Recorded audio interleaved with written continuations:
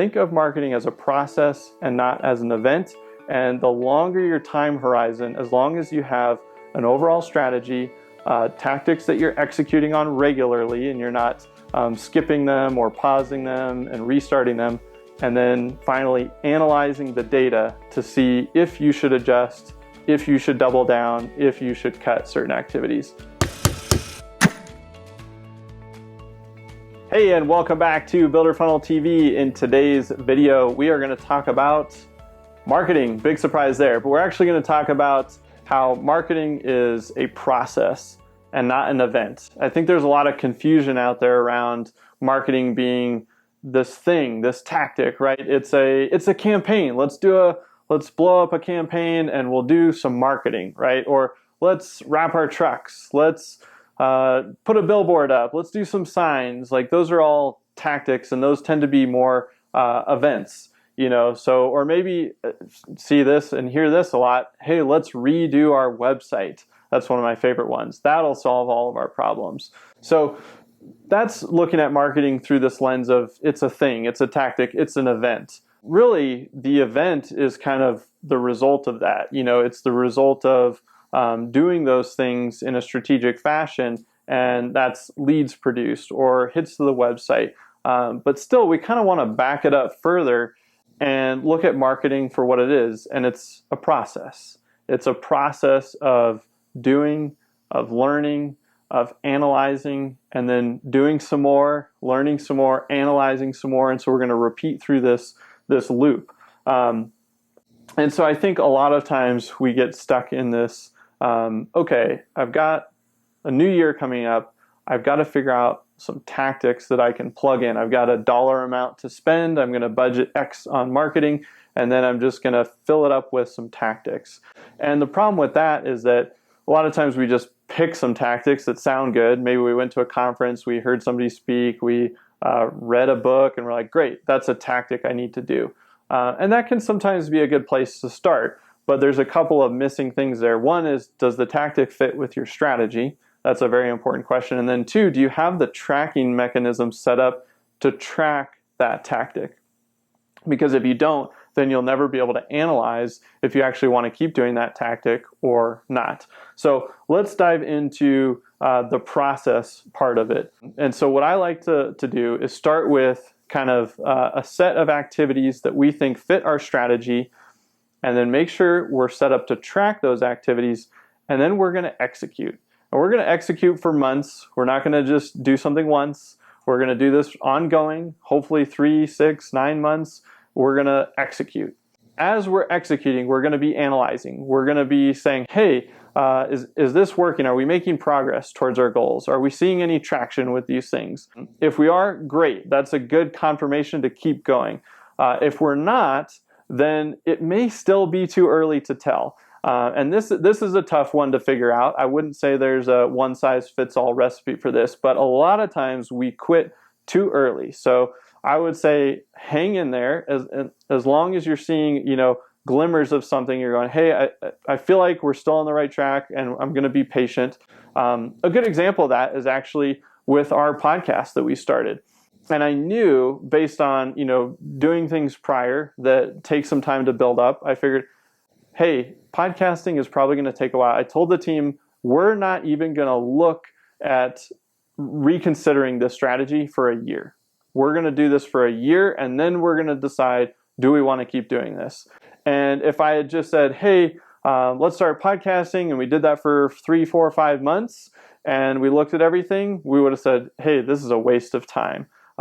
But as what happens with a lot of digital marketing is you get compounding effects. So things like blogging, SEO, videos, podcasts, all these things where you're creating content and putting it out into the world.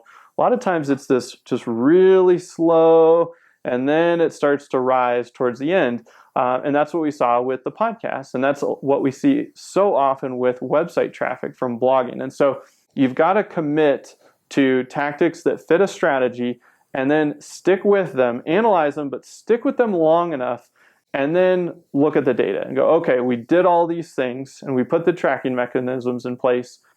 What worked? And if there are things that are working well, the first question is, can you just do more of that?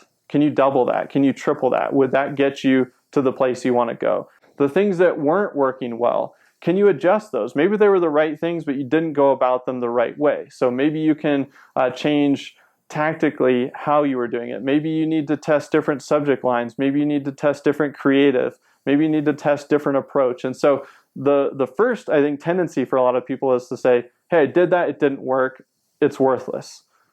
Maybe, right? So maybe it's worthless, but maybe you just need to tweak it, to change it. So I think that should be your first move after analyzing something that doesn't work is, let me adjust it. If you still feel like the tactic fits your overall strategy, as long as it checks that box, then go to the next move of adjusting that. And then the other thing to look at is sometimes there are things in marketing that are brand building and they're not necessarily lead gen. And so you have to look at something. I look at social media as something that falls into that bucket a lot of times. Job site signs, truck wraps, a lot of those things tend to be branding. Sure, somebody can see the phone number and they can call, but a lot of times it's repetition with those things. Somebody sees a Facebook post, they see an Instagram post, they see another one and another one and another one, and then finally they reach out. And that is that repetition of brand. Same thing if you've got, 3 or 4 projects in the same neighborhood, you've got all your trucks, you've got signs, people are seeing all of that. It doesn't always sink in like, oh, it's just flooding me with leads and it's a direct channel. But over time, people associate with the brand because they recognize it. And so you've got to look at the activity and say, okay, this didn't purely work from a lead gen standpoint, and maybe you're not tracking a direct ROI, but you have to say, is this contributing to my long-term brand building efforts?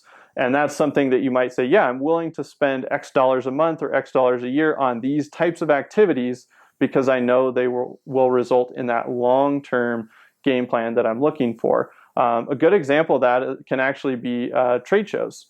Sometimes when you're the new person at a trade show or a home show or something like that, it's your first time there, you don't know anybody. And then over multiple years of going to that same event, you start to meet other vendors. They start connecting other people with you. You might see the same people that attend those every year. And so you build a relationship. And then over time, you've built this trust. And a lot of that comes through that repetition of brand. So that is something to keep in mind with your marketing activities is what are you doing where you're looking for just a direct attribution to the dollars spent in terms of leads generated? And then what are some activities where you're okay spending some dollars long term because you're building the brand?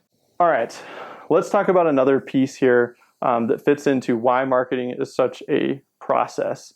And the reason is it's kind of this endless loop or endless input of new variables. So your market is always changing.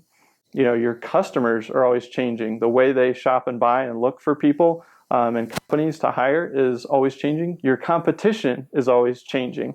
And then outside market forces are always changing. And that's something that has become, we've all become hyper aware of in the last 18 months. But all those things are always changing. And so you've got all these variables. And so to think that we can just do a marketing tactic and just repeat that till the end of time and that will magically work, it doesn't pan out that way because we've always got these inputs that are changing and variables that are changing. And so that's why marketing really is a process, because we have our overall strategy, we fill it with tactics, we analyze the tactics. Some of those tactics might work great for even 2 or 3 or 4 years, and then all of a sudden they might change. And if you don't believe me, just think back to the digital transformation we've seen. It used to be that it was all about signage and TV and radio and direct mail. And now look at it. It's all Google searches and reviews and SEO and social media. And yes, some of those offline things are still relevant and they still work. But if you just kept doing those and you totally ignored digital and you never built a website, you'd be missing so much opportunity. And so you've got to always be looking at the horizon and looking at some of these variables that are changing as they're coming at you so that you can actually adjust over time. And so we want to look at marketing as kind of this cycle of constant improvement. That's how we look at it here at Builder Funnel is, okay, we've got some activities we know work really well and they're going to fit within this overall strategy. And then we're going to execute. Then we're going to look at the data, see if we need to adjust. If we do, great, let's adjust and then let's keep executing. And if you're always doing that, then things start to get a little bit easier. I'll never say, hey, this is a super easy process, because it isn't. You've got to stay committed to it, and you've got to keep adjusting, and there's some testing in there as well. But if you actually just follow the process, then you end up improving year over year and making a lot more progress. And then you're competing against everyone else that's just throwing tactics up at the wall and hoping that those things work. All right, so the last piece that I'll leave you with is just thinking about this commitment to the process. It can be pretty scary early on, because maybe you've only done a few tactical things here and there, or maybe you haven't spent a lot on marketing. So you're going, gosh, now I'm going to spend on marketing, and you just think that it will magically produce way more than what you've done previously, because you're like, well, I've done no marketing up until this point, so even if I do